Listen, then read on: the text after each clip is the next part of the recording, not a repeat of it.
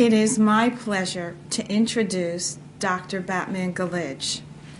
Dr. Batmanghelidj is a formally trained medical doctor who received his medical education and training at St. Mary's Hospital Medical School of London University. He has spent most of his scientific life researching the link between pain and disease and chronic dehydration.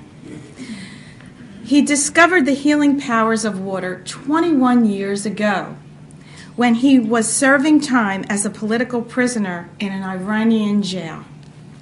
And he successfully treated 3,000 fellow prisoners suffering from stress-induced peptic ulcer disease with the only medication he possessed, water. This is when he understood for the first time in medical history that the body indicates its water shortage by producing pain. Since his prison experience, he has focused his full time and attention on dehydration-produced health problems in the body. His discovery has helped hundreds of thousands of people suffering from a variety of pains and degenerative diseases regain their health. Dr. Batmanghelidj has presented his findings at several international and world conferences, and they have been published and peer-reviewed in a number of scientific journals. His findings are now available to the public in an easy-to-understand form in his 4 books, and his videotapes and audio tapes of his lectures plus combination programs. These health education materials have been peer and media reviewed and acclaimed both nationally and internationally. He is the author of 4 books, and they are Your Body's Many Cries for Water, How to Deal with Back Pain and Rheumatoid Joint Pain, Water, Prescription for a Healthier Pain-Free Life, and ABC of Asthma, Allergies, and Lupus. It is my pleasure to welcome Dr. Batmanghelidj. Ladies and gentlemen, Dr. Patel, it gives me a pleasure to be here and present to you once again my view or my discovery that chronic unintentional dehydration is the primary cause of pain and disease, including cancer, in the human body. As you know, I discovered this pain-relieving property of water in a stressful environment in a human laboratory, stress laboratory called Evin Prison, where people were involved, not animals or rats. They had tongues, they could speak, and they could indicate their relief, they could give out their symptoms, and one could evaluate the impact of water on their health and well-being. Evin Prison will probably be remembered throughout future history that we are going to make out of that event. A significant turning point in the life of mankind, not because the authorities there killed a lot of people, but because they produced a stressful environment where the human body could reveal its stress-induced health problems, and water could reveal its magical curative properties in stress-induced health problems. We are better off as a result of what they did because of this discovery than anything that was done in research of medicine for the past 100 years. Because since 100 years ago, when we in medicine, my predecessors, started looking at the science of medicine, the question was asked, when is the body thirsty. A man by the name of Maurice Schiff, a Frenchman, said that thirst is a general sensation, and tried to stress this issue that we should look at dehydration through different perspectives in the body. Then there came a doctor by the name of Walter Bradford Cannon, an Englishman. He said, no, thirst is indicated by a dry mouth. When the mouth is dry, the body is thirsty. So we should drink water when we have a dry mouth. He was a very influential person, and the scientific community and the medical community bought into this false statement. And 100 years of money and time has been spent chasing this false assumption. And when we should have 100 years ago learned more about impact of dehydration in the human body, we wasted 100 years, and today at the end of, or at the dawn of the 21st century, we are beginning to understand that the dehydration manifests itself in as many ways as we in medicine have invented disease conditions. We in medicine, not knowing that dehydration becomes symptom producing and lack of water in the body is pathology producing, we have labeled states of dehydration, complications of dehydration, as disease conditions, and most often diseases of unknown etiology, in other words, cause unknown. When the body has been calling for water, it has become a fixed tradition to give it medication, to give it toxic chemicals, without trying to stress this aspect of the flaw in our thinking. I would like to get into the lecture and explain how dehydration is the cause of disease in the human body. As our famous thinker of the time said, in order to solve problems, we need to up the level of thinking from the level of thought that created those problems. That is why we need to establish a paradigm shift in our mind and forget a lot of information that we were fed and we were forced to memorize in health matters and in science of medicine. 20th century medicine is based on 4 false assumptions. The entire monument of medicine, including this beautiful structure of Jefferson University Hospital Medical School, is based on 4 false assumptions. Dry mouth is the only true indicator of thirst, which it is not. In order to be able to chew and swallow food, which is a primary function for the body, we produce ample saliva even though the rest of the body may be dehydrated. So dry mouth is not a sign of dehydration. And as I will explain, people who've just eaten a heavy meal and within half an hour they start getting heartburn, they were able to swallow that food even though they were thirsty. The second false assumption is that water has no direct metabolic impact. It has no direct chemical effect. And the body is regulated by the solutes, by the elements that it dissolves in itself in the human body. In fact, we thought that we've taken the science of chemistry and rammed it into the human body when we discovered that the human body is made up of the similar elements that we tested in discipline of chemistry. We assumed automatically, as we did in chemistry, that water has no role. It's substance A and substance B that are principal agents in any chemical reaction. But water has no direct role in itself, which is a wrong assumption. The third false assumption is that water regulatory mechanisms of the body are efficient throughout the lifespan of a person. We begin to lose our perception of thirst as we grow older, and we allow dehydration to settle in our body. So this is another false assumption. The fourth false assumption is that all fluids can replace the water needs of the body, which is wrong. Water is water. Whatever is a fluid is not necessarily acting in the body in the same capacity as water. For example, milk is not water.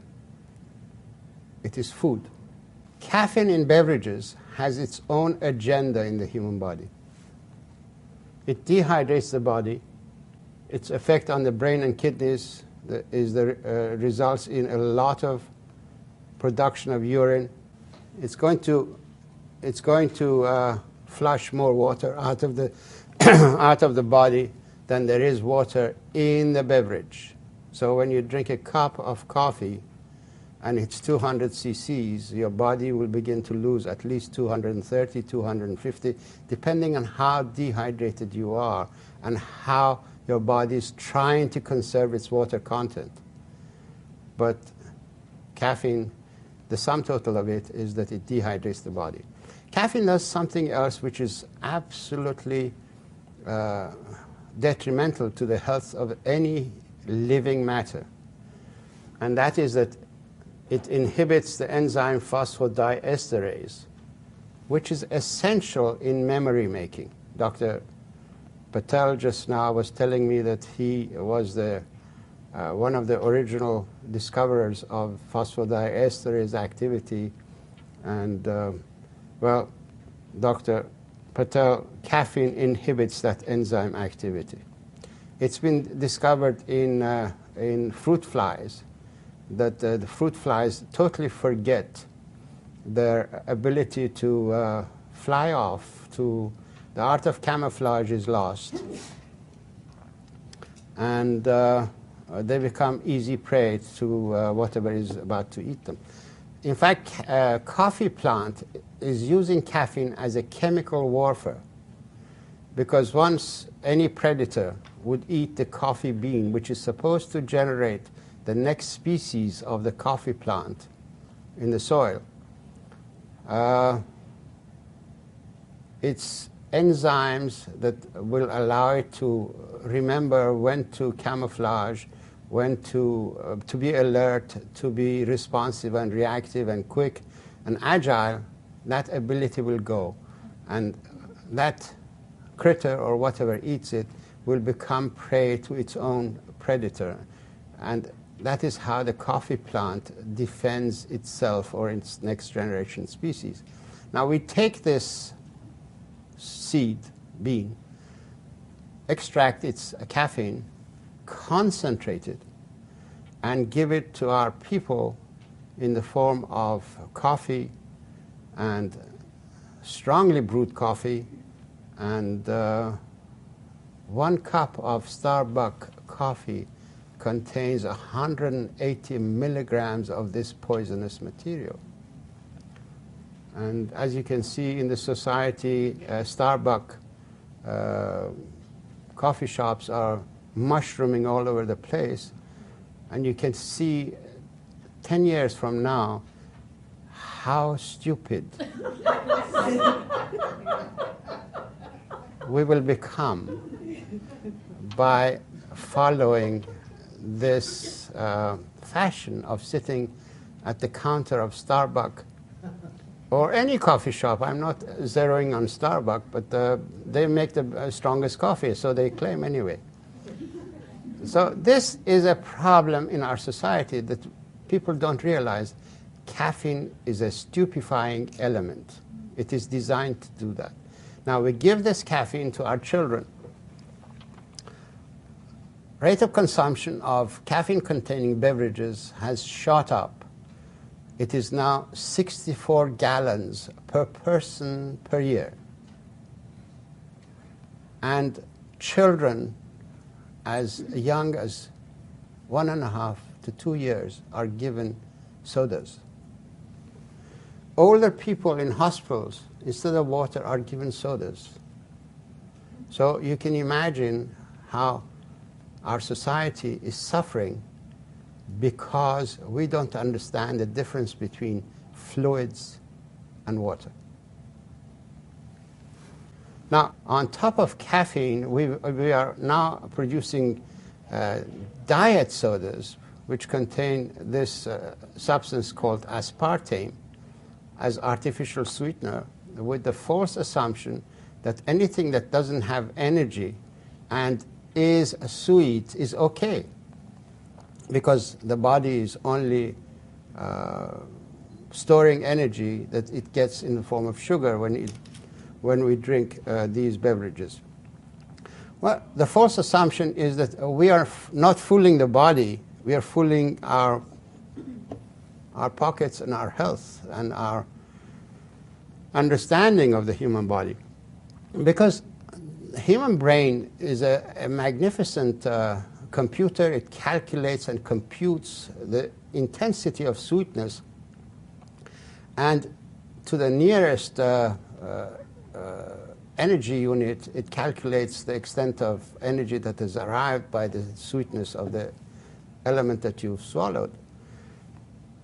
And it's been shown that up to 90 minutes after taking artificial sweetener, when the sugar or the energy that was promised is nowhere to be found, there is a panic in the body, physiological panic by the brain and the liver, and the person is compelled to go and eat and make good the promise of energy that was given to the body by the sweetness or the intensity of the sweetness.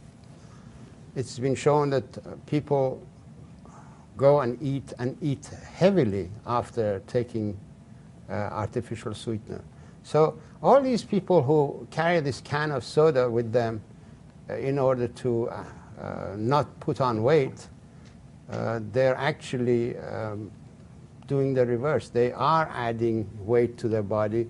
Maybe that can of soda didn't have the sugar, but the food that they will eat within 90 minutes will have ample supply of fat-making elements in it. Artificial sweetener, aspartame, divides into aspartate, which is a directly neuroactive amino acid. It doesn't have to be converted to any other element. Tryptophan has to be converted to serotonin and the other elements. Tyrosine has to be converted to adrenaline, noradrenaline.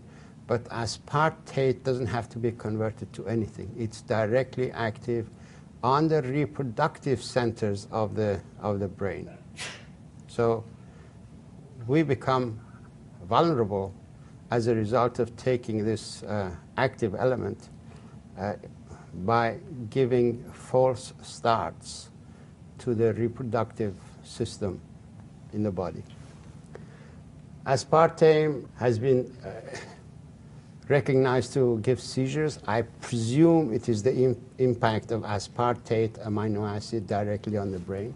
In the gut, aspartame divides into aspartate and phenylalanine, but 10% of the byproduct of metabolism in the gut is methyl alcohol and formaldehyde.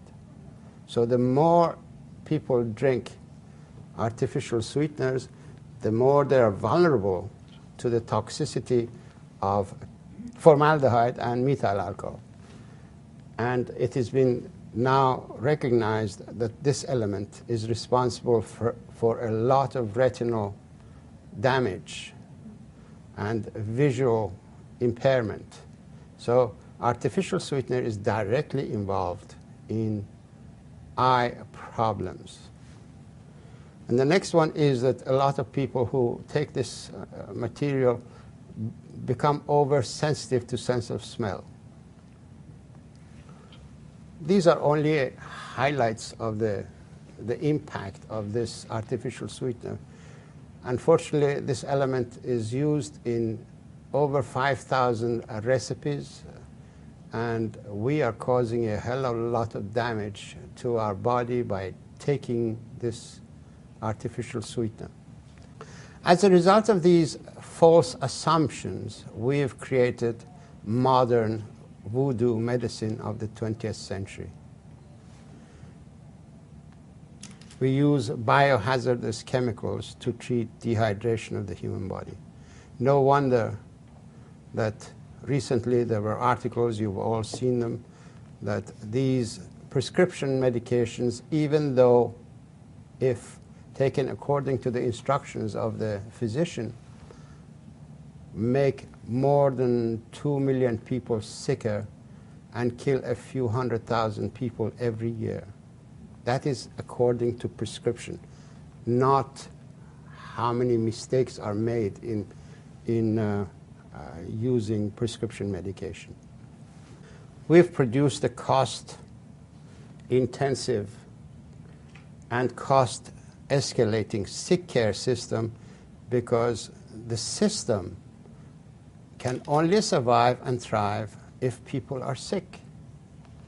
If they're well, if they're healthy, there is no sick care system. It'll be a health care system. Prevention will become a part of the program, not treatment. I can assure you that if we change the paradigm, and I understand dehydration as the origin of pain and disease, we can reduce the healthcare cost of this society by no less than 60% in a matter of 10, 15 years, and have a much healthier nation, clearer thinking, more elevated in our thoughts and behavior. This is my understanding, and that's what I'm mostly talking, and my writing is addressing this issue. And I've just come back from another book tour where I traveled 14 cities. I went before television and radio and talked my head off, but no one would listen. So now, let us see what are the physiological effects of water in the body. Water has two main effects in the body. It has a life-giving effect. In other words, it doesn't perpetuate life, but it gives life. So water is vital for creation of life. Water manufactures hydroelectricity. When it rushes through the cell membrane, it turns cation pumps. It's the element that turns the pumps and does molecular exchange at the cell membrane. Water is behind that. It manufactures the energy for that function. It manufactures energy for neurotransmission through the nerve pathways. Its a process of hydrolysis is an energizing element, an energizing effect. The food that you eat has absolutely no energy value whatsoever unless there is water there to break it down, hydrolyze it, and energize it to be absorbed. I will show you a slide of that later. Then water is the bonding material. It's the adhesive that binds the elements together and maintains the integrity of the cell membrane so that whatever goes inside the cell and whatever is going outside of the cell, it doesn't interfere with the functions of the cell. And things will not spill out of the cell unnecessarily because there is an integrated cell membrane. Water is responsible for that. Now, this is research done by Philippa M. Wiggin.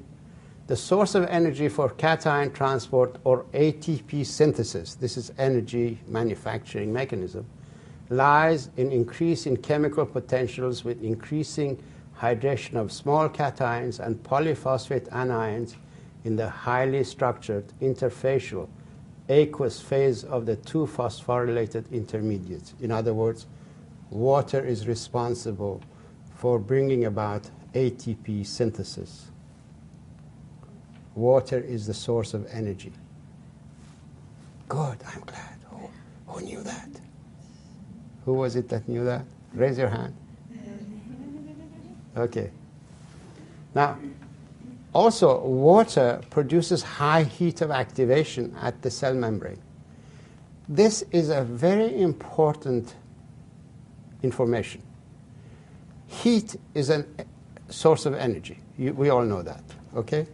The body has learned to use this heat generated by water when it rushes through the cell membrane and trap and bond or bind calcium molecules together. As you know, when you heat water, the calcium in the water furs on the side of the kettle. This is the property of calcium. When it sees heat, it immediately grabs its brother, another calcium molecule, and they hug each other. They unite and they bind. The body uses that heat in order to bind calcium atoms together. Because later on, the body also knows how to separate these brothers, calcium molecules, apart and release the ATP energy that is stored in the calcium bondage. So with this information, you all know now that your bones are primary reservoirs of energy. Dehydration will unlock this energy and release the calcium, and gradually the bone will begin to lose density. That's how osteoporosis begins. Okay? This is a very important piece of information, that dehydration is background to release of energy from calcium bondage, initially at the endoplasmic reticulum inside the cells, and subsequently gradually from the bone structure. Now, you all have heard of ATP. Magnesium ATP is the element that needs to be broken down for its energy to be utilized. Unless there is water available to hydrolyze it, that magnesium ATP has no energy value, because its energy content is only 600 kilojoule moles of energy. This is a unit of energy. But when it's hydrolyzed, it becomes almost 6,000 units of energy. So a tenfold increase in energy because of hydrolysis.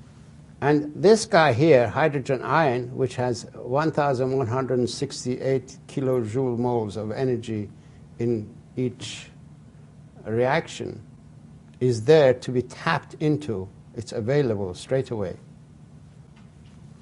Now, the next one is water is the adhesive material. This is a cell membrane. This is a well-hydrated cell membrane. This is a dehydrated cell membrane. I designed this slide in order to explain the difference. Water, in going through this unit here, binds the top of the tuning fork, because this is an element that is a hydrophilic cap and a hydrophobic bitail. There are two, each unit has got two tails. Water binds these together. That's how stickiness of ice comes into binding the cell membrane together. But immediately, once it gets into the main waterway, the bilayer membrane, it becomes again another structure of water. And in the process, these are hydrophobic elements begin to repel water, and they create a wave sort of a thing. And in this waterway, in this moat area between the two layers, is where all the chemical reactions in the cell occur. When something comes into the cell, an enzyme, it has to meet its substrate, its friend in arms, in order to perform a chemical reaction. It seeks it in this area, and these hydrophobic tuning fork vibrators, which cause stirring, will help it along in order to move and perform the chemical reaction more efficiently. Another important element is that in dehydration, the feedback mechanism, which depends on this activity, is shut down. So part of the process that occurs in dehydration is that the body, once it gets engaged in a chemical activity or a stream of activity or a cascade of chemical reactions, it gets stuck on there unless there is water to hydrate the bilayer membrane and allow the feedback mechanism to shut the chemical reaction off. This is something that's very important for control of all hormones and physiological activity that depend on feedback mechanism. Water is vital for that function. Now, when there isn't water available, something still has to stick these things together. That's where cholesterol comes in. Traditionally, cholesterol is a clay-like material that sticks elements together. The human body or any living matter, including bacteria that don't have nucleus, produce lipids, cholesterol, to bind things together. And when bacteria go into inactivity and are preserved for years, that is how they've done it. They completely shut themselves off. And this moat-like area also gets shut off because the elements go into one another and prevent any float laterally, sideways, so that reactions don't take place. Now, medical science is stuck on this aspect of water. Water has life-supporting functions. They completely forgot about life-giving functions of water. We concentrated on water as a solvent, as a packing material, and a means of transport. That's why science of medicine is incomplete. And on incomplete information, we have built a tradition that takes charge of people's health and not do well by them. The brain is 85% water, and the rest of the body is 75% water. In fact, I have a reference here by John G. Watterson, who is a physical chemist, and he's produced the role of water in cell architecture and explained that a brain is 85% water. And he's explained how water gels things together, how it becomes sticky like ice. Water, when it's compressed to a thinness or thickness of 2.5 angstrom units, it becomes sticky like ice. Brain is 85% water, and it's 1/50th of the total body weight, and the body is 75% water, but the brain takes priority, and that's why it allocates to itself 20% of the circulation. So brain has priority over water distribution because it has to perform physiological functions that are water dependent. It cannot endure dehydration, and that's why the brain becomes a reactive force in the body against the rest of the tissues in order to bring to itself the primary raw materials at the expense of all the other tissues of the body. The human body is packed with probably, I haven't counted them myself, but I'm told there are 100 trillion cells in the body, approximately. And each cell is a water-dependent species packed together within our skin. And we should consider our skin as the capsule of a water-dependent satellite or a space capsule of these water-dwelling species that have come on land. Each cell has a lot of receptors, whereas in our society we have these dishes that we use electromagnetic wavelengths in order to communicate between people and countries and societies. All living matter that live in water have the same sort of receptor dishes, but they use chemical messengers, not electromagnetic, because their medium is not air, it is water. Everything has to flow and reach the destination by swimming to its receptor. And that's why each cell has got a bilayer membrane, because it has to protect itself from entry of anything that is not directly impacting the physiology inside the cell. So each cell has got selective receptors, and these receptors are only sensitive to elements that concern the activity of that cell. There are basically two oceans of water in the body. There is one ocean of water inside the cells of the body, and then there is an ocean outside of the cells of the body. The water that we drink goes directly, replenishes the ocean inside.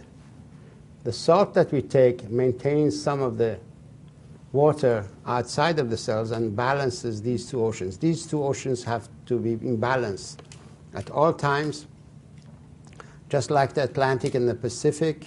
You can't let the Atlantic expand and the Pacific to dry up. The human body is just like that. You can't expand the content inside the cell of water and allow the water content outside of the cell to dry up. In fact, the reverse is true, because the physiology of the human body depends that the exterior water compartment expands and the interior water compartment in the cells begin to shrink. And this is where health problems occur, because when water is short inside the cells, the physiological functions of that cell don't occur as efficiently as they should. So that's why dehydration that settles in one or another area of the body becomes symptom producing because of malfunction of the physiology inside the cells. There are three major ways of delivering water into the cells. One is by diffusion at the rate of 10 to the power of minus 3 centimeters per second. The water goes through the cell membrane, gets into this moat area, and then eventually inside. When there isn't enough water in the body, because the human body has a lot of water. Let us get something clear. We have a lot of water in our body. We are talking about free water to perform new functions. Whatever water that we have in the body is already engaged in a physiological function. You cannot expect water to abandon its physiological function in the brain and go into the gut in order to dissolve or break down food, or vice versa. We need fresh water for fresh activity. If you want to eat food, you need fresh water. You can't rely on water that is in the body. That water is already engaged. And if you drank a glass of water 2 hours ago, that water is probably already sitting in your bladder and it's not in your circulation. So if you're going to eat, you better give the body some more water before you eat. Now, the other way of delivering water is by reverse osmosis, because the body tends to draw water out of the peripheral cells and bring it into the circulation and filter and inject that water into vital cells. And that's called reverse osmosis. And then you've got osmotic movement of water, because once insulin opens the gates and sugar goes in, and the mechanism is such that the other amino acids will go in, and they will carry some water with them into the cell to perform the functions that are required. And as we grow older, we lose our perception of thirst, and the body becomes dehydrated. And if we make the stupid assumption that any fluid is good enough as in place of water, then we dehydrate the body even further, and that is how, in this area, diseases occur. This is a process of reverse osmosis. For example, brain cells, it's 85% water, needs water vitally because all its neurotransmission mechanisms depend on energy from water. Its flow mechanisms need water. So there is a substance, I call it a neurotransmitter, or some people call it a hormone, sits on its receptor and converts it into a shower head with tiny perforations of 2 angstrom units that only allow one water molecule to go through the holes, single file. No elements will go in, no other elements that are dissolved in the water that's in circulation. Only water will go through. Vasopressin also puts, as its name implies, it puts a pressure on the capillaries in the area and produces a constriction force to squirt water into the cell. When we become dehydrated, more and more we depend on this and the constrictive force. As a result, we shut down the capillary systems, and that is how hypertension begins, peripheral resistance because of dehydration and this method of water delivery. So when the body has to resort onto reverse osmosis as a means of delivering water into the cells, it has to up the pressure, the injection pressure more and more, and that's how we become susceptible to a rise in blood pressure. It has been shown scientifically that between the ages of 20 and 70, the ratio of water content inside the cells to water volume outside of the cells changes drastically from 1.1 and becomes 0.8. Less water inside the cells than outside of the cells. The cells at the age of 70 are shrunken, small. At the age of 20, they are more juicy. They are more plum-like. Here, they're prune-like. The water has been sucked out because of dehydration that is settled in the body, and somebody had to sacrifice its water content, and that is what happens. Don't forget, we are a satellite species that is in space travel. If we don't recognize our thirst and satisfy it, the body assumes that it's going through a dry patch of space and is not replacing its water, is not able to replace its water content. This is a drastic change, and this is where disease occurs. Because don't forget, when we drink water, it goes inside the cells. Don't you remember that? So by not drinking water, we are producing this state, and that's why we are causing a disease state in the body. I don't expect you to read this, but let me explain it to you.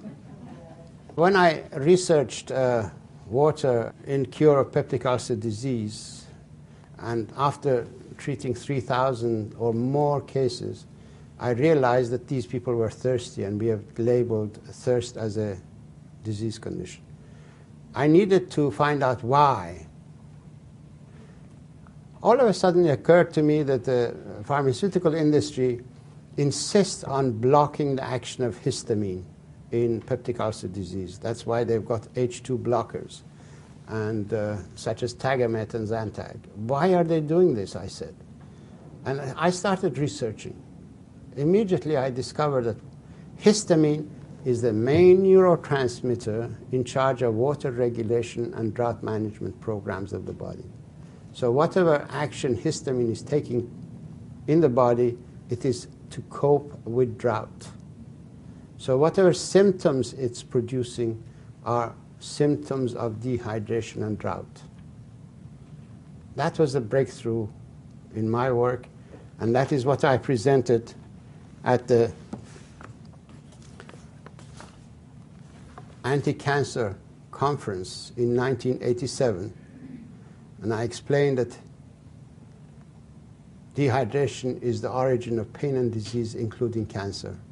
And when I made that presentation, and they published it in this journal, I was invited by scientific secretariat of the Third Interscience World Conference on Inflammation to present this view of histamine at their conference in 1989. I went there, and this is what I produced, that histamine is a neurotransmitter in charge of water regulation in the body, and we should not treat dehydration with medications, but with water, because water is the best natural antihistamine there is, and salt is the best natural antihistamine. So whatever I'm explaining to you in this lecture has been presented at various conferences and international gatherings. There are three different histamine-producing cells, basically.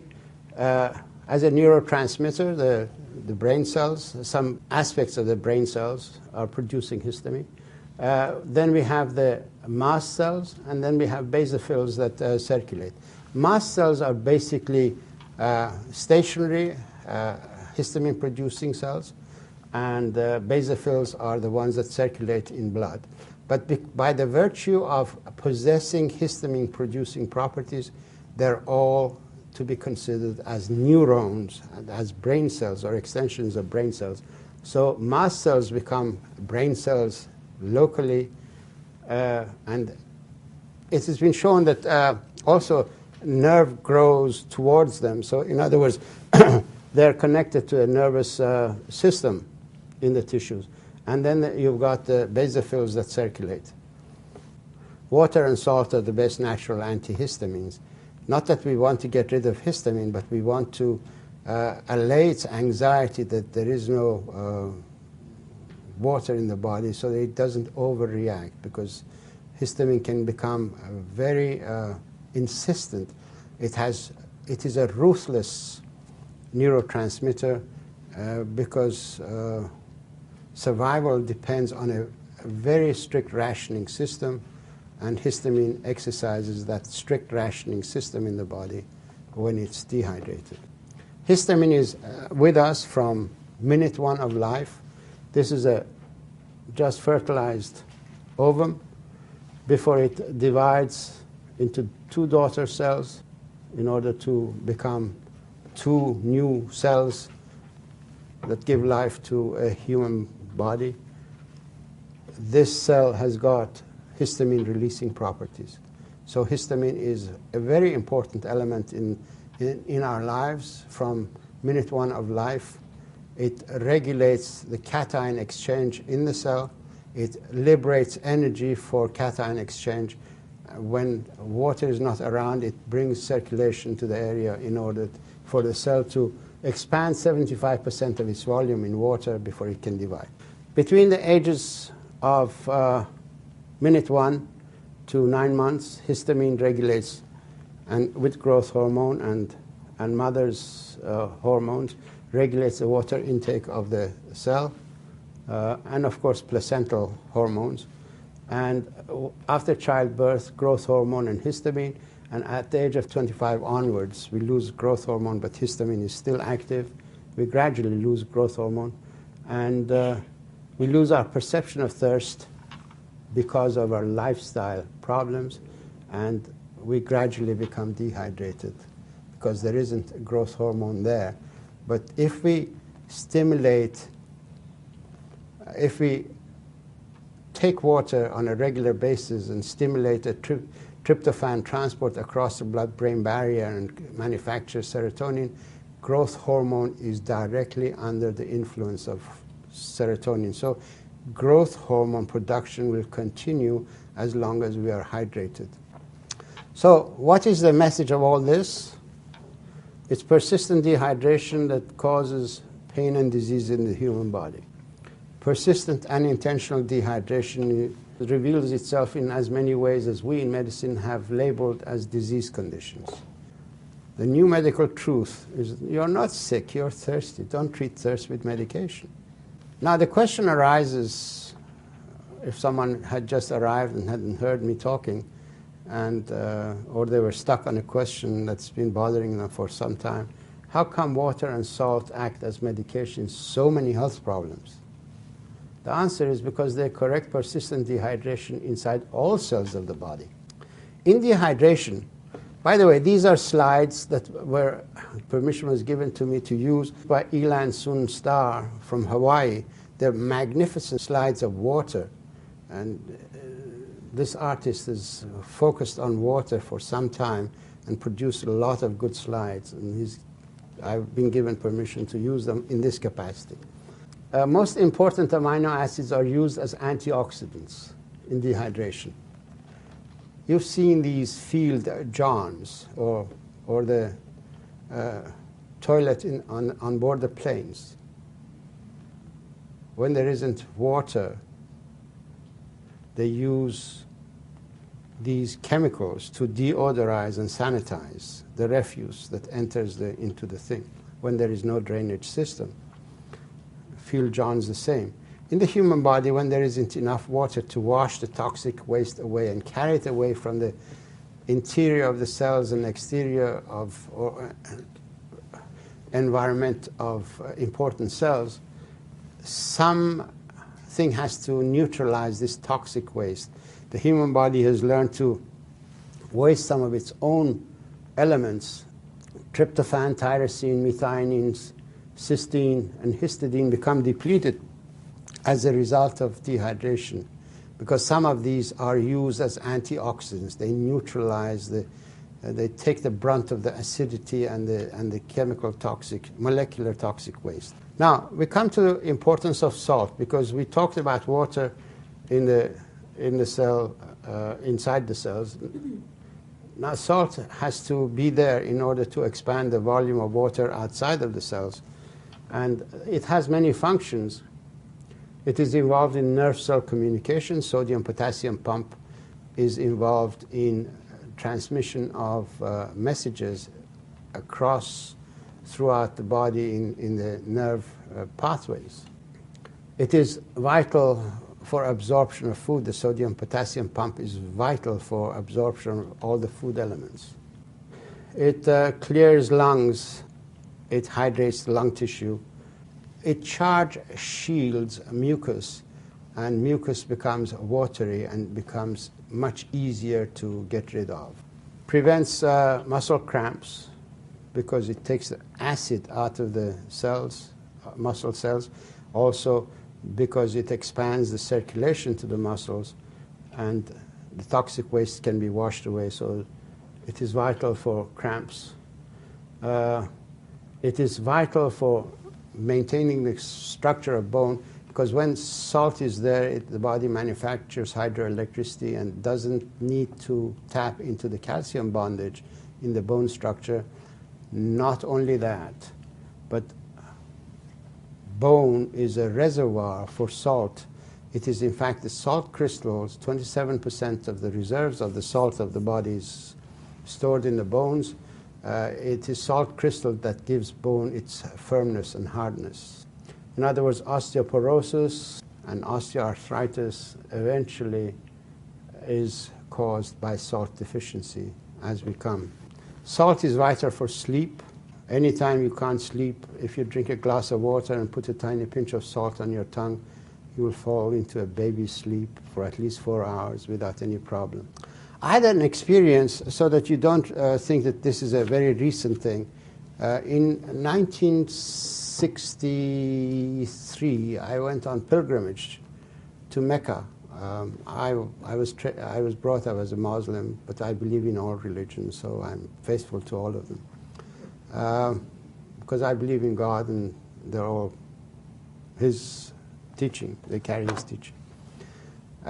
Saudi Arabian government was reluctant to release the plane that had 180 people on board. They kept it on the tarmac in that hot environment for 4 hours. 3 hours into that delay, because don't forget we were there 18 days in the heat and we were all dehydrated as a result. 3 hours into this delay, all of a sudden I heard someone shrieking, "Oh my heart, oh my heart." And there was a doctor on board, called the stewardess and said that please tell them that there is a sick person, they should send an ambulance. I immediately realized instinctively what had happened. There was containers with lemonade. I went and got a whole lot of salt and filled the whole glass with lemonade and added a lot of salt to it, shook it and gave it to him to drink. And he drank it, and within 3 minutes there was no more pain. What had happened, because we were sitting still, the only part of his body that was moving was his chest cavity and breathing. He had had cramp of the intercostal muscles because of salt deficiency. We had sweated a lot of salt out of our bodies. And once I had replaced this water and salt in the form of lemonade, that cramp went away. So salt deficiency is a very significant differential diagnostic issue in a lot of heart problems.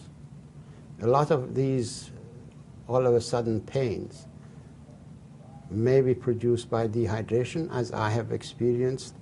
I treated a person with 3 glasses of water when his pain had begun at 1 o'clock in the afternoon after lunch. When I saw him, it was 11 o'clock.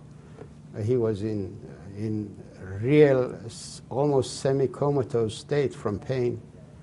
He wouldn't respond. I shook him. I said, "What's the problem?" He said, "My peptic ulcer disease is killing me." I said, "What have you done for it?" He said he had taken 3 tablets of Tagamet and a whole bottle of antacid, and nothing had worked. So when I gave him 2 glasses of water, within 10 minutes he started calming down. I gave him a 3rd glass of water within another 6 minutes. Within 20 minutes he was totally pain-free. So dehydration can mimic surgical complications or problems of surgical nature, because normally this person would have been rushed in America or in Britain. He would have been rushed to the hospital, and they would have opened him up to see what's happened. And of course they wouldn't have found anything because he was only thirsty.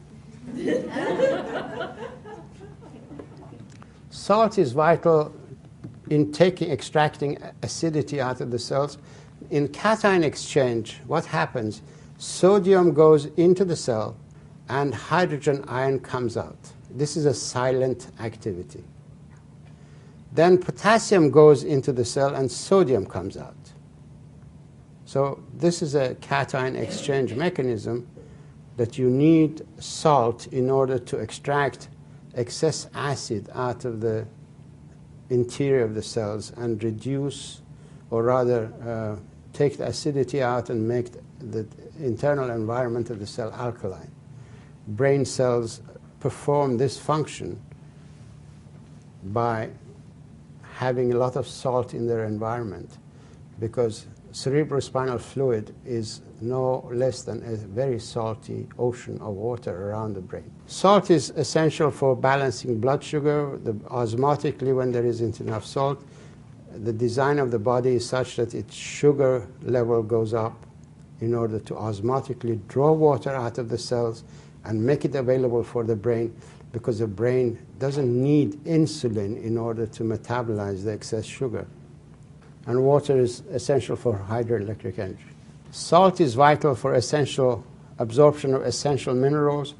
When we are short of salt, means we don't break salt down into sodium and chlorine or chloride in order to manufacture sodium bicarbonate, which is an acid neutralizer, and hydrochloric acid, which is poured in the stomach.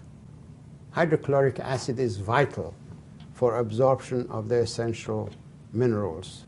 Zinc, magnesium, manganese, selenium, copper, chromium, and molybdenum, in that order, depend on acidity inside the stomach in order to get absorbed. So, in other words, salt deficiency can directly cause mineral deficiency. That's why a lot of people in dehydration are both zinc deficient, magnesium deficient, and selenium deficient, and a lot of impotence is probably caused by this guy not being available as a result of salt deficiency.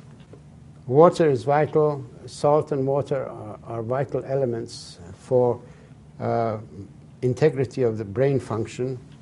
As you know, 85% water, the brain is. And all transport systems in the nervous tissue are carried in microstreams. There is a better slide of this will come.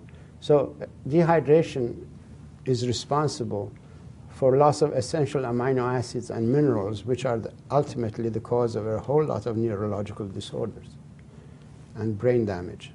This is a single nerve in a large bundle. It has microtubes. Microtubes are perforated cation pumps that are stuck together side by side. These microtubes act as drainage pipes in the cytoplasm that has got organized water. So it draws water and creates an area of lower viscosity, and the transporter protein moves on the microtubes that generates hydroelectric energy for transfer of this vesicle of products which have been manufactured in the nerve cell itself, but has to be carried all the way down to the extreme nerve endings. Some of these elements are on passage for months before they reach their destination. And yet this is called the fast axon transport system. That is how water is vital for nerve transmission. You need to have the raw materials in position to perform a function. In dehydration, you deplete the raw materials that are required, and that's why people tire much more easily when they are dehydrated. In dehydration and associated achlorhydria, zinc, magnesium, manganese, and selenium are the elements that become depleted. Multiple sclerosis, amyotrophic lateral sclerosis, which is Lou Gehrig's disease, Parkinson's disease, Alzheimer's disease, and others strongly reflect some of these mineral and amino acid deficiencies. So dehydration and salt deficiency are primary elements that are required in order to prevent neurological disorders. If you want your parents, yourselves, not to suffer later on in life from Alzheimer's disease, remember, water and salt is probably the better medications for you, preventive medications, than anything you can imagine. And they're cheap, don't cost anything. Now, salt is vital for bladder control. How many of you know people who are truly incapacitated because they can't hold their urine? They always have to wear pads. Well, salt is probably the missing element, because a lot of people drink a lot of beverages that dehydrate the body and get rid of the salt. And salt is essential for smooth muscle to become strong. This is a lady whose letter is in my book, ABC of Asthma, Allergies, and Lupus. Her name is Dotley Reed. She is a poetess. She's a very intelligent person. She delivers spare parts. 8 hours sits in the car and moves from one service station to another, delivers spare parts. She always had to carry 3 changes of clothes with her because she knew that she would need them. She had no control over her bladder. She would leak. And she came across my information on salt and started increasing her salt intake. And within 3 or 4 days, she noticed the difference. Within 8 days, she was totally dry. And this is her quotation from the book. She says, "I have a weak bladder and had even taken spare clothing as I was sure they would be needed. I arrived with not a drop of anything on my clothing. I had talked myself off salt, a bad mistake." It's a bad, sad experience that 15 million people have that? I understand that there are this number of people who have this problem and bear it with a lot of grace, but unfortunately they are suffering. So salt is a vital element. We come to the gist of what I had experienced in the prison because in prison we were all stressed and we didn't have activity, we were not able to move, we didn't have a proper environment of health. So I tried to find out what is the connection to dehydration. Then I realized that in stress, vasopressin is secreted, which I explained is a neurotransmitter or hormone that operates the reverse osmosis program. Then we produce endorphin, which allows us to endure hardship during our stress. Then we produce prolactin, because prolactin is the element that is needed by the body in the reproductive phase of life in order to keep reproductive organs functioning. And then we produce cortisone release factor, because cortisone release factor is essential for mobilization of raw materials from the interior of the body when it's not arriving as a result of water intake and absorption of food. Then we also produce renin-angiotensin activity, which regulates the blood volumes and the vascular system volumes, which is actually directly responsible for absorbing more salt or getting more salt and developing a salt appetite. As a result of my research and my understanding the relationship between histamine, hydration, histamine production to renin-angiotensin system activation, and vasopressin and prostaglandin production, define the following conditions as the primary indicators of or consequences of chronic dehydration.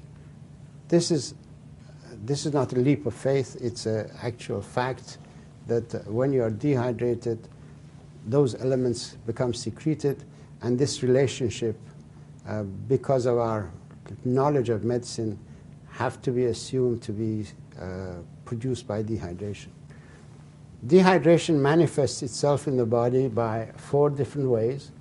The perceptive feelings that the brain becomes aware of dehydration first and produces its own markers of dehydration, which we never understood. Then water rationing programs are the next indicators.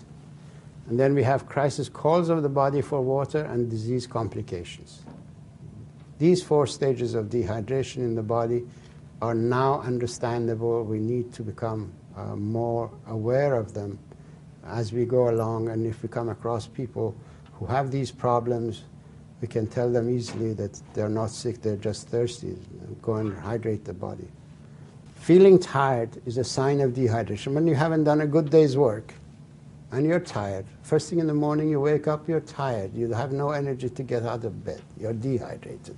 Why? For 8 hours you've slept, you've respired water out of your body, because everybody loses about 1/4 of water through breathing. Water evaporates and leaves your body through the lungs. And you've perspired under the bedclothes, and you haven't drank enough water for 8 hours, but you've manufactured urine which is sitting in your bladder. So you're truly dehydrated by the morning, and your brain cells, when they need energy of hydroelectric energy to be vibrant and alive, they don't have it. So you get tired unnecessarily first thing in the morning or throughout the day when you're active, and it's not a high intensity activity, and yet you get tired. That's a sign of dehydration. Water is a better pick-me-up than anything you can imagine. Feeling flushed, again, the vascular system to the face stems from the same route as goes to the brain. So when vascular system in the brain is being opened up, nonetheless the vascular system to the face will also open up, because face is the extension of your brain. Your face is not just the nose, 2 eyes, and a mouth, and your 2 ears, but it's full of nerve endings.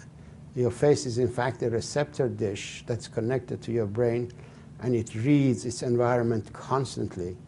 And so it needs more circulation to be integrated with the brain activity, when there is dehydration and the brain recognizes that dehydration, it also brings more circulation to the face because those are the extensions of its activity. Being irritable again, I've explained these in the book, you can read those. Being anxious, being dejected, these are all consequences of not having enough energy for brain function. And depression is another sign of dehydration because not only you become depressed by energy loss, but you also become depressed because you lose the amino acids such as tryptophan and tyrosine, which are supposed to revitalize your brain function. You lose serotonin level in the brain, and that's why a lot of people who are depressed have low serotonin level as a result of losing tryptophan. And also water is vital for tryptophan to go across the blood-brain barrier. When in dehydration, its competitors go across the blood-brain barrier. Having a heavy head and not a headache, that's a sign of dehydration.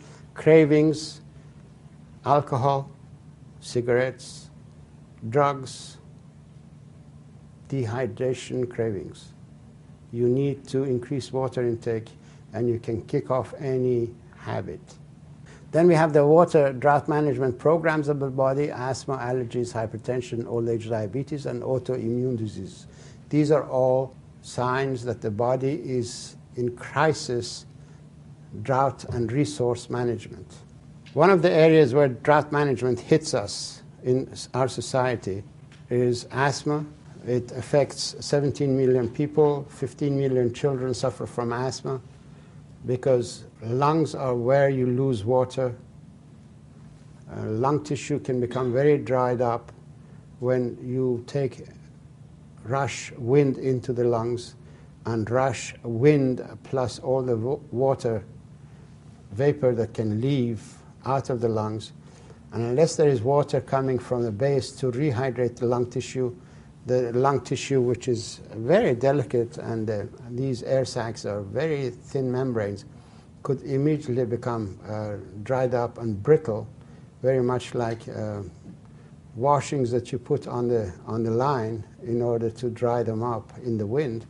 The lung tissue can get dried up. So the body cannot allow the lung tissue to be damaged because you are not drinking enough water. In fact, you should drink some water right now. That water is no good in the bottle. It should be inside you. So the lung tissue shuts down. Histamine is the regulator. It shuts the bronchioles down in children because the bronchioles are very delicate and they haven't developed the cartilage structure yet to be firm. They tighten much more quickly, and that's why 15 million children suffer from asthma. And every year, many thousands of these people die because of the ruthless action of histamine, that it does not understand that this action will kill the person. It's been trying to tell that person for some time that you are dehydrated. That's why initially there is a cough in asthma, not being able to breathe properly, and then you continue to run, eat, and without hydrating the body, and eventually you precipitate an asthma attack. Whereas if with the initial cough of asthma, people begin to drink water, that cough will go and asthma attack will be aborted. In fact, as soon as there is shortness of breath with asthma, a glass or two of water straight away and a tiny pinch of salt on the tongue will abort an asthma attack much better than any of these inhalers. Hypertension, 66% of the water loss is from inside the cells, 26% is from outside of the cells, and only 8% is from the vascular system. But the vascular system tightens up, it closes its capillaries, and that's why we develop a resistance effect in hypertension. But that 66% water loss is the damaging factor. In hypertension, there is reverse osmosis program going on, and that's what hypertension is all about. When the resistance increases, more force has to be brought to bear in order to force the water into the cells. And this drought management program and reverse osmosis is what the body is engaged in. We need to facilitate it by giving it more water and giving it more salt to expand the ocean of water outside of the cells so that this reverse osmosis program can take place much more easily in the meantime until we build up enough water that it can go through the cell by process of diffusion. Pancreas is another water distribution organ. It produces watery bicarbonate solution and injects it into the first part of the duodenum in order to neutralize the acid that comes out of the stomach. Pancreas also produces insulin that opens the gates, and sugar can move into the cells and as a result carry the other amino acids and water. This is an embarrassing situation when the body is short of water. So the mechanism that brings water to the pancreas in order to manufacture a watery bicarbonate solution more and more will shut down the insulin producing mechanism. In other words, prostaglandin E, which is the main subordinate water regulator to histamine, gets engaged non-stop in bringing more circulation to the pancreas, will shut down insulin production. So old age diabetes or type 2 diabetes is a condition of dehydration of the body. Once we begin to increase water intake and salt intake, we can reverse that. We can cure diabetes, type 2 diabetes. And type 1 diabetes, which is the mechanism that goes beyond it, becomes an autoimmune disease, as I will explain. Insulin-producing cells are destroyed. This condition, too, will benefit by increased water intake. The need for insulin will decrease drastically, and we prevent the secondary damage of dehydration, such as vascular damage and retinopathies and things like that. So these things will disappear. They will not occur because they are secondary damage produced by dehydration. Autoimmune diseases are insulin-dependent diabetes, just I explained, neurological disorders such as multiple sclerosis, amyotrophic lateral sclerosis, Parkinson's disease, lupus, muscular dystrophy, chronic fatigue, Hashimoto's disease, a whole lot of other conditions are produced as a result of a cycle that begins to establish in an area. The damage of dehydration occurs when cortisone begins to secrete a lot of interleukin-1 and depresses interleukin-2 production, which are two elements that the white cells produce in circulation in order to regulate their subordinate actions. Interleukin-2 stimulates immune system and interferon production, which are the defense mechanisms against bacteria and cancer and a whole lot of other things. In dehydration, to the point that we have to rely on cortisone activity, this element becomes destroyed or suppressed. Interleukin-1 is responsible for mobilization of elements from the body tissues themselves. This is a slide that I need to explain to you. Vasopressin, that I showed you earlier, is a cortisone release factor. It's a very strong cortisone release factor. It's a modulating cortisone release factor. When dehydration occurs in the body and vasopressin becomes more and more active, vasopressin produces cortisone release factor, and cortisone release factor stimulates interleukin-1 production. And this becomes a vicious circle. More and more occurs. At a certain level, a substance called interleukin-6 and another one, tumor necrosis factor, are secreted.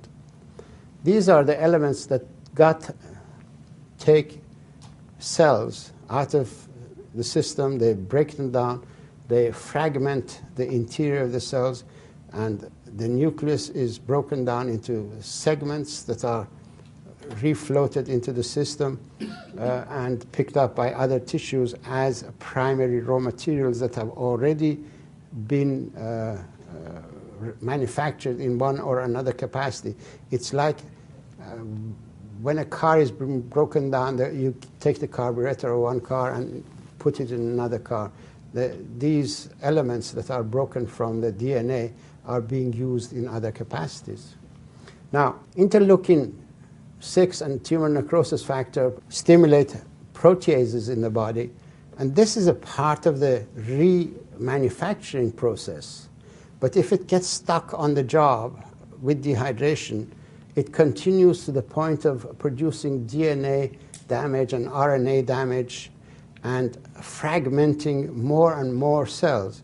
At a certain level of fragmentation, the segments of the DNA that are produced or RNA that are produced have unfortunately been labeled as viruses, slow viruses, such as HIV, such as Coxsackie virus in chronic fatigue.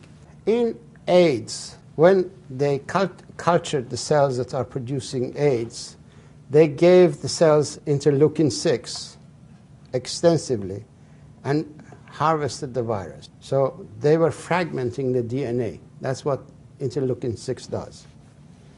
It does it actually in insulin, breaking down the beta cells. Interleukin-6 breaks down the beta cells and produces the type 1 diabetes. Now, in HIV commercialization, they don't say that they produce the virus with interleukin-6. But in the culture medium, when they gave these cells one of the essential amino acids that I showed you that become deficient, they gave these culture cells cysteine. These cells didn't produce any more virus. So HIV virus is produced when the cell is deficient of an element, such as cysteine and zinc. Now, they have converted this half science into a money-making and people-killing process we call AIDS research. We take this exactly the same problem to Africa, and we say a whole continent of Africa suffers from AIDS, not realizing that drought in Africa, food shortage in Africa, is the primary cause of the problem, because AIDS is a metabolic disorder. It's not a viral disease. I've said that a long time ago. I've said it in scientific language. I've explained this process in scientific language.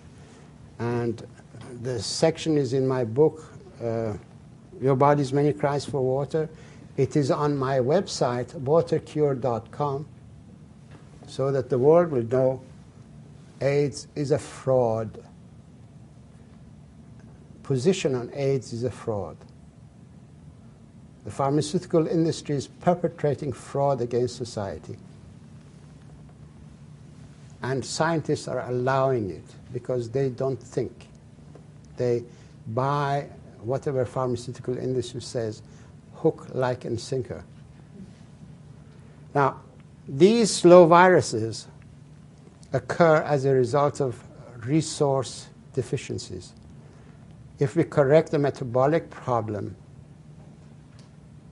initially dehydration, subsequently the minerals that are deficient, and eventually the amino acids that are the building blocks of cell activity, then we can correct these disease conditions.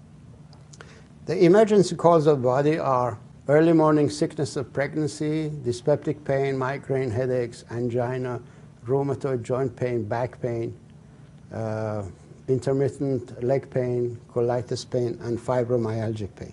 Pain occurs in the body when the body becomes acid. If you've got a urine that is light yellow, urine should be actually colorless, almost colorless, but up to light yellow is acceptable. But when it becomes orange, then your body is getting acid. You need a pH of 7.3 to 7.1 in the blood and 7.4 inside the cells. When you alter this by dehydration, not drinking enough water to wash the acid out of the body, and the interior of the cells become acidic, you don't have enough sodium to take the acidity out of the cell, then you build up the acid which damages the DNA. So this is a primary problem. But before this occurs, acid converts prekallikrein to kinin inside the cells. Kinin is a pain producer. When the body becomes acid, you produce more kinins in the cells. Nerve endings in the environment where you have high acidity register this chemical environmental change with the brain, and the brain registers it with our conscious mind in form of pain. Meaning pain is a sign of high acidity when there hasn't been enough water in circulation to wash the toxic waste away. That's why pain is a limiting factor. It's telling us, don't create more acid, go and drink water, let it circulate, let it wash the toxic waste out of the environment, and then once the pain subsides, then it means that your body is okay, you can use it. This is what pain means, high acidity in the body. This is the alkaline level. When the body becomes more and more acid, the interior of the cells become acid, and some of these may be nerve endings, and they register this with the brain in form of pain. And the brain translates the information for the conscious mind in form of pain. There are two components to pain. One is the pain that can be dealt with locally. When you take one of these painkillers, you prevent prostaglandin and kinin formation, which are the pain-producing elements that are subordinate to histamine. But there is also a central nervous system pain that directly signals pain, and these painkillers cannot get at the central nervous system pain. That's what happened to the guy that I treated after 10 hours of pain with water when none of these pain medications had worked on him. He was suffering from his central nervous system mechanism of pain production. That's why a lot of these people who are on painkillers gradually become less sensitive to the medication, and that's why the doctor has to change and change and change, but never work. And there are 110 million Americans who suffer from pain of one kind and another, and they don't realize that they've been dehydrated all this time. Painkillers cut the connection between prostaglandin and kinin and platelet activating factor, and this is a water regulator, but it also regulates completion of cell maturity. So dehydration plus painkillers makes the body susceptible to cancer cell formations, producing immature cells. Long-term use of painkillers is dangerous. Anginal pain, even though the heart circulates all the blood, nonetheless the heart muscle itself could become dehydrated to the point of producing pain. But the mechanism is a little more complicated than that. When we eat and we don't drink enough water, gastrointestinal tract deals with the situation, borrows water from here and there to the best of its ability, and produces a concentrated form of digestive juices that enter the blood, digestive products that enter the blood and go to the liver, and the liver pumps it eventually through the portal circulation to the right side of the heart, and the heart pumps it into the lung tissue. And the lung tissue, because of its nature, will absorb a little more water that's not there, and makes the blood even more concentrated. But the lung tissue in the process is now beginning to sense dehydration and is producing constrictive chemicals. These constrictive chemicals, if they spill over into the circulation and go to the left side of the heart, they will have exactly the same impact on the vascular system of the heart and produce a spasm of the coronary artery. And this, in my opinion, is the cause of pain. That is the cause of anginal pain. But also, this concentrated blood will begin to draw a lot of water out of the membrane cells. And because of its nature of rushing and pumping action and the abrasive action of concentrated blood and acidic blood that's damaging the tissue, circulation in the coronary arteries becomes hazardous to the membrane because it produces tiny abrasions and tears. And unless something covers up these abrasions and tears, the blood will find a lip in one of these tears and peel the membrane off and throw it as an embolus. So the design of the body is such that cholesterol is designed to come and cover up that abrasion straight away and smoothen over it. It makes it waterproof so that no more water will be lost to the blood. And this low-density cholesterol that does this is actually saving your life. There is no such thing as bad cholesterol. The body does not make bad cholesterol or bad elements. That's hazardous to its own survival. The medical community doesn't understand this and buys into the slogan of bad cholesterol and the pharmaceutical industry's fraudulent use of society as cash cows for its products is pushing the use of cholesterol-lowering medications. They fail to explain to the society that we measure the level of cholesterol in the body in the blood that we take out of the veins of the body. And nowhere in the history of medicine is there a record of cholesterol ever having blocked the veins of the body. So if this bad material was going to spill over and stick to the walls and block the system, it should do so more readily in the veins, because the vein flow is a float mechanism. It flows upwards. It's not pumped. And in this situation, the cholesterol would be able to stick to the wall more readily, but it doesn't. So that is not the function of cholesterol. Cholesterol is saving our lives by being the grease gauze, the adhesive bandage that sticks to the tears and wears and tears of the arterial system that are produced by concentrated acidic blood that rushes through these elements. So beware, cholesterol-lowering medications are dangerous. They are not helping you. They're in fact causing a lot of liver damage. A lot of people are now suffering from liver problems as a result of buying into the idea that cholesterol-lowering medications are essential for you. Joints, another one. Cartilage retains a lot of salt. It needs a lot of salt in order to keep water. Water is the lubricant in the joint. Normally water comes through the bone marrow, but when there is dehydration, the bone marrow takes priority, doesn't allow the water to diffuse through the bone marrow into the cartilage area, and wear and tear by using the joint that's dehydrated will produce the osteoarthritic level of damage in the joint. So water and salt are the better medications for arthritic problems, because salt is vital for cartilage.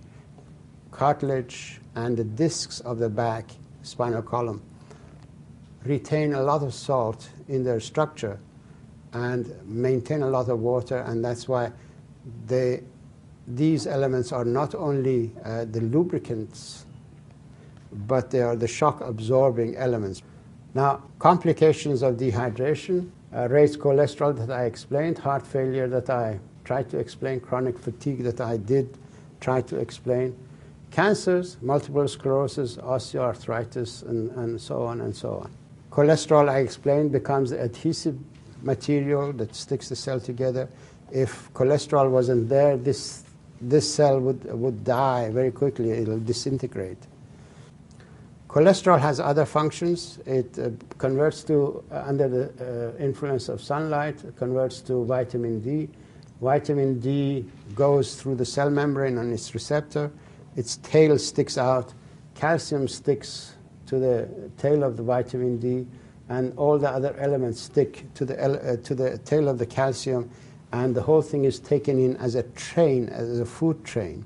So cholesterol is a vital element in the human body as a mechanism of converting sunlight to within the food metabolism of the body.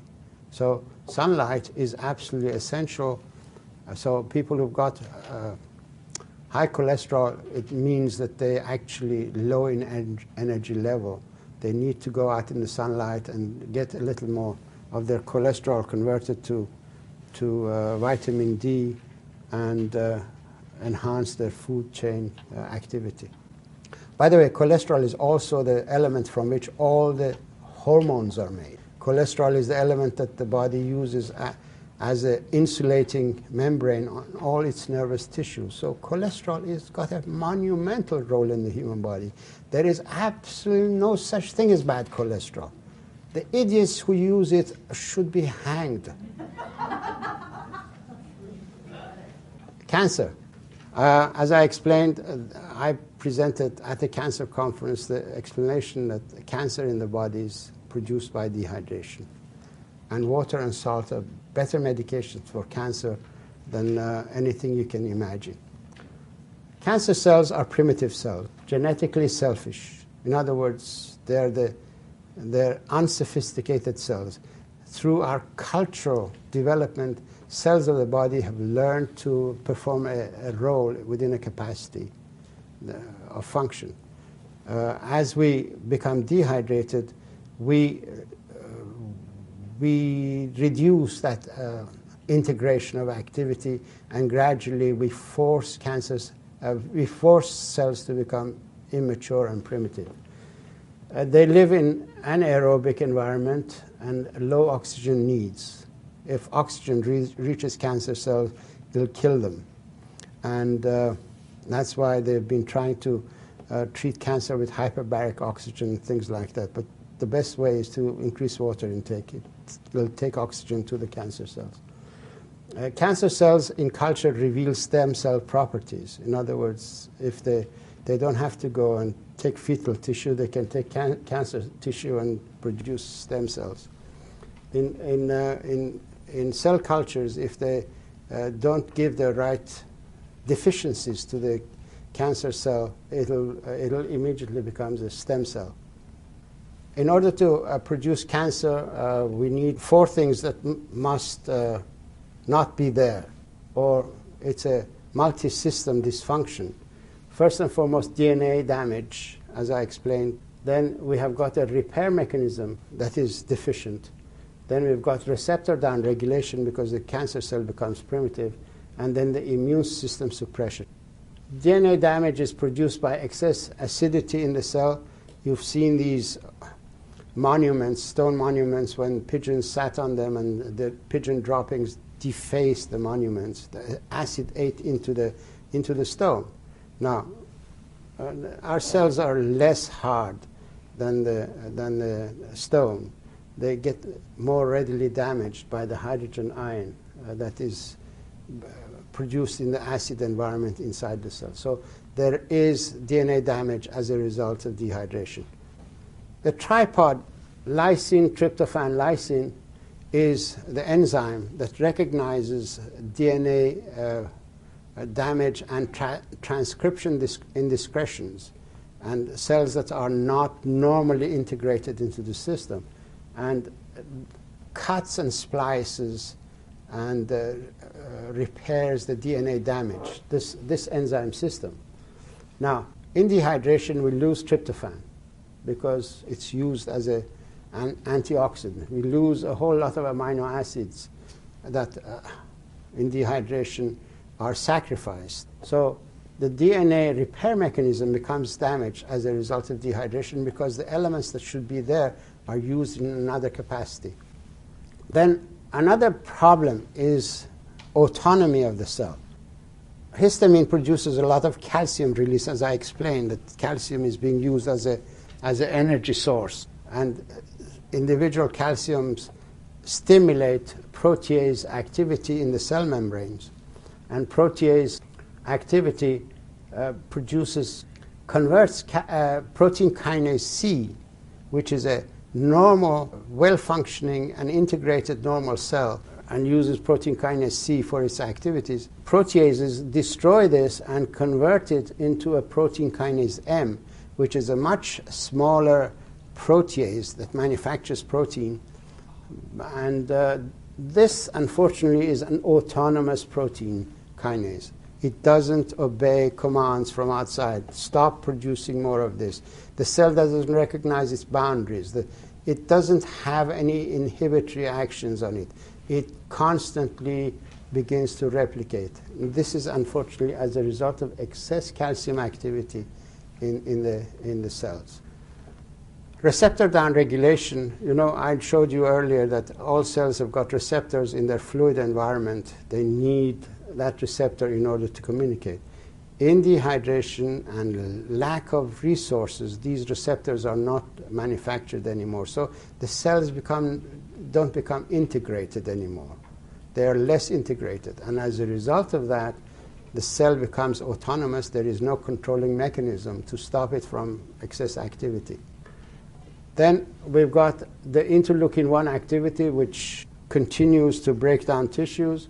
Interleukin-2 activity is suppressed, which is vital as a mechanism of defense.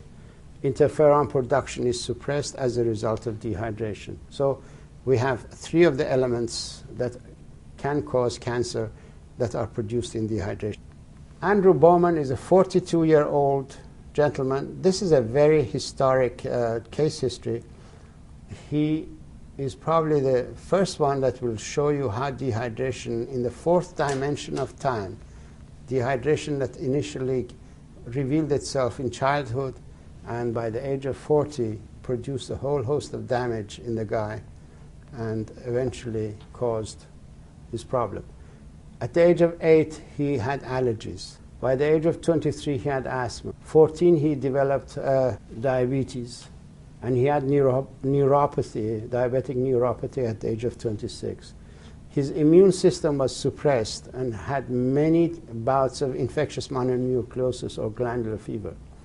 Eventually developed a lump under his skin on the left side.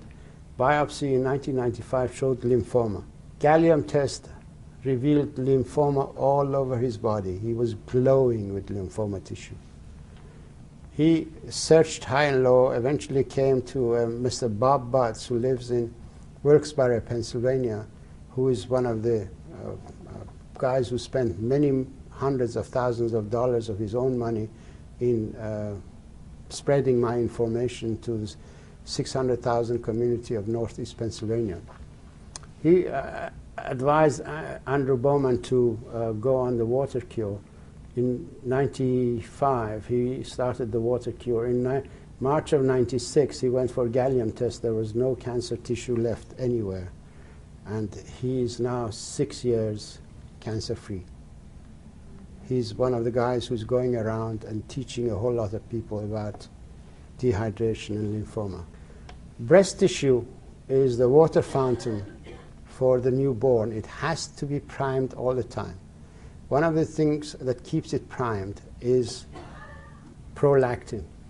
As I explained, prolactin is a stress hormone. It's not in itself a stress hormone, but in stress it becomes more and more produced. It has been shown that prolactin activity can produce mammary tumor in mice. Now, prolactin is activated, excess of it, in dehydration, stress, and aspartame, artificial sweetener, can cause prolactin increase, and that is why we develop cancer. In more and more of cancer in our society, not knowing that there is a connection between breast cancer that's rising in the society and consumption of diet sodas. This is Dr. Lorraine Day. I have got her permission to show this slide. You can go to her website, drday.com, and see the same thing. And she developed cancer of the breast, did a lumpectomy, but cancer was all over her body. She's a doctor of medicine herself, She was 15 years the head of orthopedic department of San Francisco General Hospital. She's a magnificent doctor, a surgeon. But once she developed cancer, she realized that she's absolutely no hope with her orthodox or the method that she used to treat cancer herself, because she had seen the result of chemotherapy, radiation, surgery, and whatever, and cancer was never cured that way. So she decided to go into alternative medicine. She started taking a lot of vegetables and changing her lifestyle, gave up medicine. In fact, she was forced because she became so sick that she was bedridden. All this time she was taking alternative routes. Then someone sent her a copy of my book, and she read it, and all of a sudden the whole thing dawned on her why she had developed cancer. She started increasing her water intake to about 16 to 20 glasses of water a day, plus the diet. Within 3 or 4 or 5 days, she felt much better, and within 3 weeks, she was able to get out of bed and walk, and she's never looked back. Her cancer has disappeared. This is an older picture of hers. She's now 7 or 8 years cancer-free. And this is her statement. Dr. Batmanghelidj's discovery regarding water was critical to my recovery. I could not have recovered without it. Wells Jackson, Air Force officer in Germany, in 1999 develops a routine test, shows 4.6 PSA. Biopsy confirms that he has cancer of the prostate. Comes to Walter Reed in January of 2000. Biopsy PSA is by then 5.7. Walter Reed again tests him, and they confirm tumor. He does not buy into the idea of chemotherapy and X-radiation or seeding or surgery, and opts for hydration in place of the January. His PSA came down to about 3.5 within 3 months. Then he went back onto his old lifestyle of drinking beer because he was in Germany, drinking a lot of coffee because he's got 3 coffee plantations, and PSA went up. I told him that he can't do that. He needs to make his body alkaline instead of acid. So he listened to me, fortunately, and within a month his PSA came down again to 3.5, and he's been 3.5 when he was again interviewed or tested at Walter Reed, and he was totally cancer-free. He was told to go home and come back in a year's time without anything. So water and salt are better medications for cancer treatment than anything you can imagine. Why do we develop cancer of prostate? Because prostate gland contains a lot of acid phosphatase, which is an enzyme system that becomes stimulated in an acidic environment and produces more protein. So the prostate enlarges in acidic environment and eventually produces cancer in acidic environment. If people have got cancer of prostate, they need to make their body alkaline. Any form of cancer, you need to make your body alkaline. I will explain how to do that. Water is the best mechanism of making your body alkaline. It washes the acid out of the body. You manufacture urine, and urine will take a lot of acid out of it. In order to bring the acid, extract the acid out of the cells, you need salt. I'm showing this salt shaker, but I don't really mean that you should take table salt. You need unrefined salt that contains all the other elements in it. There are 82 elements in sea salt. The manufacturing companies wash these elements and sell them separately at high prices and give you the sodium chloride, which doesn't serve the same capacity as all the other elements that should be in salt. But nonetheless, even in this capacity, this table salt should be taken unless you've got the other kind of salt. you need the other minerals, and you can get those other minerals from fruits and vegetables. We need half the body weight in ounces of water. In other words, a 100-pound person needs 50 ounces of water. And for every 10 glasses of water, we need at least half a teaspoon of salt. Half a teaspoon of salt is 3 grams of salt, 3 to 4 grams, depending on the size of teaspoon. And the better formula is a quarter teaspoon per quart of water in order to maintain the balance between the intracellular and extracellular fluid volume in the body. If we are active, we need more water, we need more salt, because we perspire and respire and we get rid of salt. In hot climates, we need more water and salt. If we eat heavy food, we need more water and less salt, because heavy food probably has, if you're eating meat and things like that, has a lot of salt in it. So please listen up. The best solution in life for maintenance of health is adjustment of water and salt intake to the optimum level that your body requires. Anytime you feel tired, drink a glass of water, not anything else, because water is a better pick-me-up than anything you can imagine. And water will open up your brain function. Your brain will function infinitely better under proper hydration than in dehydration. 3 elements will bring you health: adequate water intake and salt intake. You need daily exercise. Daily exercise is vital, because your muscle movement regulates the physiology of your brain function. Very simply put, when you move your muscles, not only you recirculate the blood from your lower extremities, because your legs, the muscles of your legs are your secondary hearts. Your heart pumps the blood in your arterial system. Your calf muscles will pump the blood in your venous system. So you need to walk in order to bring circulation back to the heart, and also let the lymph flow. That's how the whole mechanism takes place. And exercise has another function. When you use your muscles, you burn up nuisance amino acids, which are the branch-chain amino acids: valine, leucine, isoleucine. These are competitors to tryptophan and tyrosine for passage across the blood-brain barrier. When you take these branch-chain amino acids out of circulation by burning them in the muscle, you allow the tryptophan to go across the blood-brain barrier more readily and easily and manufacture serotonin, tryptamine, melatonin, and indolamine, which are the amino acids.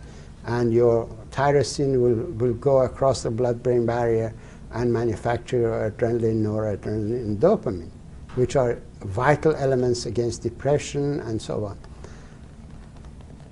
Water does another thing. Water by itself actually produces up to 90 minutes stimulation of the sympathetic nervous system, which stimulates adrenaline, noradrenaline activity. And fat-burning enzymes in the body are hormone sensitive. In other words, adrenaline, noradrenaline stimulate the fat-burning enzymes in the body, and you begin to metabolize fat as a source of energy. Exercise does that. After 1 hour of walking, your fat-burning enzymes become measurable. Hormone-sensitive lipase becomes measurable in your blood circulation up to 12 hours.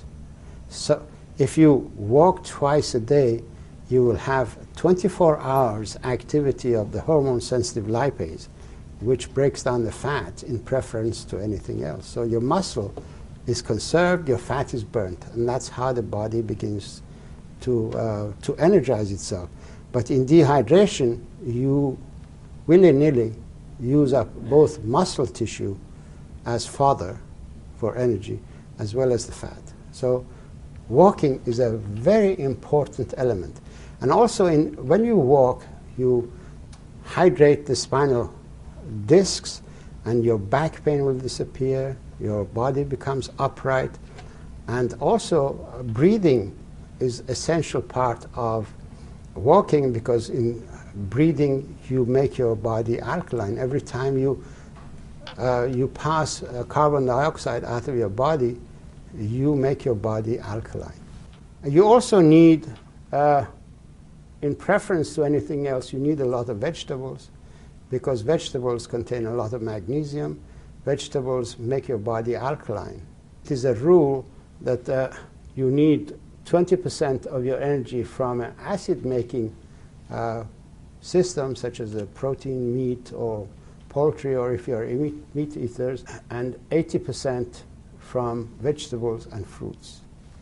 And these guys, sodas, alcohol, coffee, and tea, are no-nos for health. Thank you very much.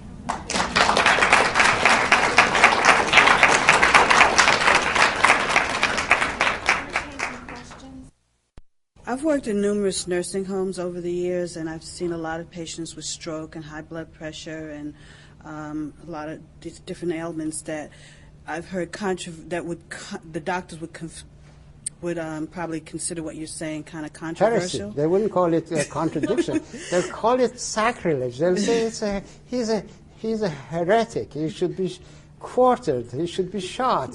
He's robbing us from our income. In addition to that, they've always said that high blood pressure is one of the silent killers of black people. And the idea of using salt, I'm one of those people who have a sort of a low salt diet, and I'm just curious, how much salt would be appropriate? Standard requirement of the body is at least 3 to 4 grams of salt a day as a minimum, because your body has a mechanism of retaining salt. But if you don't give it enough salt that it could retain, then your body can become salt deficient. Even cardiologists, standard understanding is that salt is a most important element. In fact, in the handout that I've given you, there is a recent report published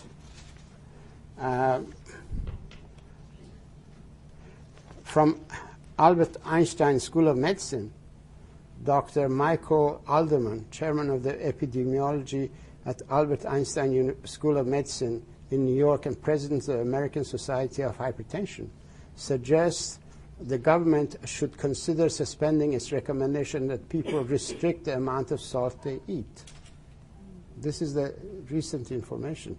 And in fact, it says that people who are on low salt diet are more prone to die from heart attacks and strokes than people who are on higher salt diet. You have a copy of this? Yes, I do. Thank you. Well, read it. That's the information that you need, because there are a lot of us who are ignorant in medicine, but very vociferous in our ignorance. When you've got a belief system, you stick to the belief system far more, how shall I say, emotionally than if you had intelligence, because in intelligence you have to argue. In belief system you reject the information straight away. So a lot of doctors are rejecting my information because they are acting on belief system and memory that the pharmaceutical industry is installed or the brain has been programmed with. And if you've got a computer, you know that it only functions with the memory it's got and whatever program it's got. It cannot accept anything new unless you install that material intelligently in it. How does increasing the body's free water content physiologically decrease the craving for alcohol and cigarettes? Very simple. Increasing your water content of your body. When you've got cravings, you're secreting a lot of endorphins. Okay? Your endorphins become satisfied infinitely better with water and salt than with the material that you're taking, the substances that you're taking. Very simple. It's a very simple mechanism. in fact, there was a lady who became an alcoholic and virtually sank to the level of a gutter, you know, and completely drunk with children. She started abusing her body and becoming abused by others. And her father gave her a copy of my book, and she had realized that she wants to change, and water managed to do that for her.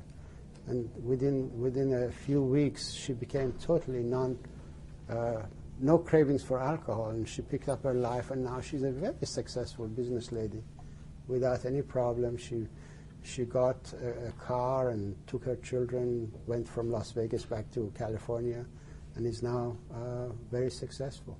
If you like, we can send you a copy of the letter she wrote. Water and salt will cause cravings to go, because your body translates dehydration in a way that you have interpreted it as satisfying with something that will produce the endorphins. Okay, alcohol will dehydrate your body and produce a lot of endorphins. You become addicted to your own endorphins, whereas your endorphins should be stimulated by water and salt, which are the natural elements to your body. So you virtually select a substitute for endorphin secretion, but without correcting the problem, and that's how you gradually become deficient of so many things, such as tryptophan, tyrosine, that you require in order to be an integrated person, to be, how shall I say, not aggressive, but purposeful. You need these elements. But in dehydration, you lose those elements, so you lose your sense of purpose. Dr. Pratap, it will be my pleasure to answer any question you've got. No, in your book, someplace you have written regarding government is using something for warfare. What is that?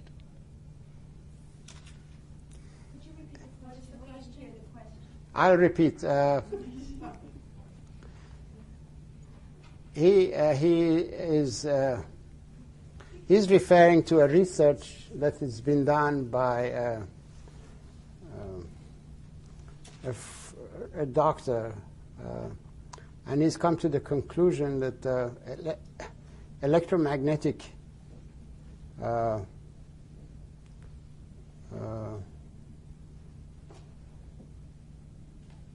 wavelengths, energy pulses, are being focused and beamed and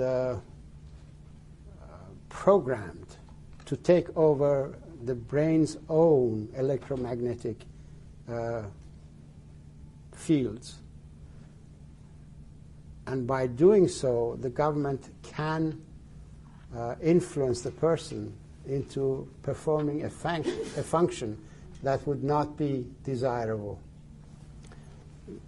I've explained that in the book ABC of Asthma, Allergies, and Lupus, that your face actually is a receptor dish, and it constantly is tabulating information that it receives from its environment. But this is good information. The government has learned to use this portal of entry into the brain by producing pulsed energy to overtake the body's physiological functions. For example, in fact, I had a talk with a military officer who was in charge of this. He said, yes, this is actually the case. We are using this as a non-lethal battlefield means of neutralizing the enemy soldiers. That's what they're doing. For example, the person will completely lose control of his or her bowels, or lose a volition to fight and would put down his gun and go away. In fact, this gentleman, this doctor, thinks that they used it in Desert Storm, and they incapacitated the Saddam Hussein's imperial guards, or guards, revolutionary, what guards they call them anyway. And that's why we had no casualties. These people put down their guns, and all of them came out as with their hands up. This is a way the body can be used, and its normal functions overtaken for an ulterior motive and a purpose. There's a doctor by the name of Julia Ross who wrote a book on the diet cure. She's out in California. She's been using amino acids to help Indians on reservations become less addicted to the substances that they're addicted to. So Yes. Is there a need to increase your intake of amino acids while you're trying to balance out your diet, or is water and salt enough?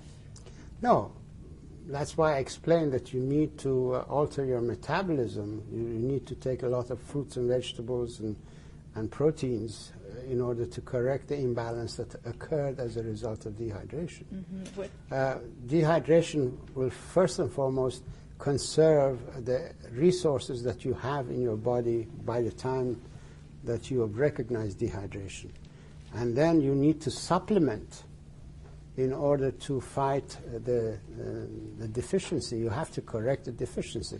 Initially, the mineral deficiency, magnesium deficiency, and zinc deficiency, and selenium deficiency, manganese deficiency, and all these other metals that go to manufacture the enzyme systems.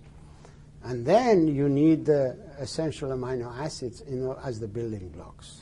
And so it would be good to take those and water and salt, and then eventually move to the diet, get it from your food. I suggest that water and salt and food is a better order.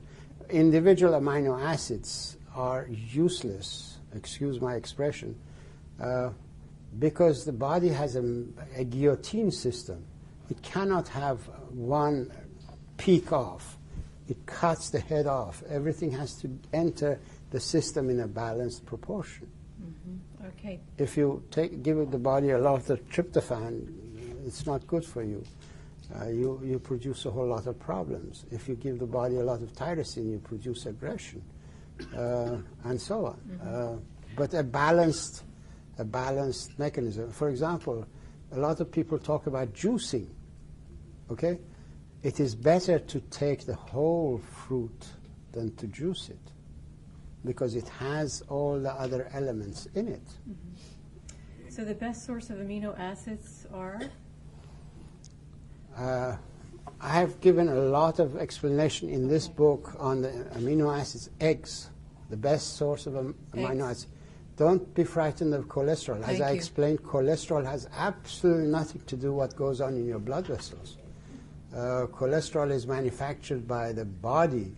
The cholesterol that you take doesn't add up to the cholesterol that you've got in your body. There are people who take 24 eggs a day and they don't have cholesterol. I eat a lot of eggs and I don't have cholesterol. Cholesterol is produced by dehydration in the body and low energy levels. So add up your energy level and you won't have any cholesterol problems. Learn more about restoring and maintaining your health with water by reading Dr. Batmanghelidj's books, Your Body's Many Cries for Water, ABC of Asthma, Allergies, and Lupus, and How to Deal with Back Pain and Rheumatoid Joint Pain.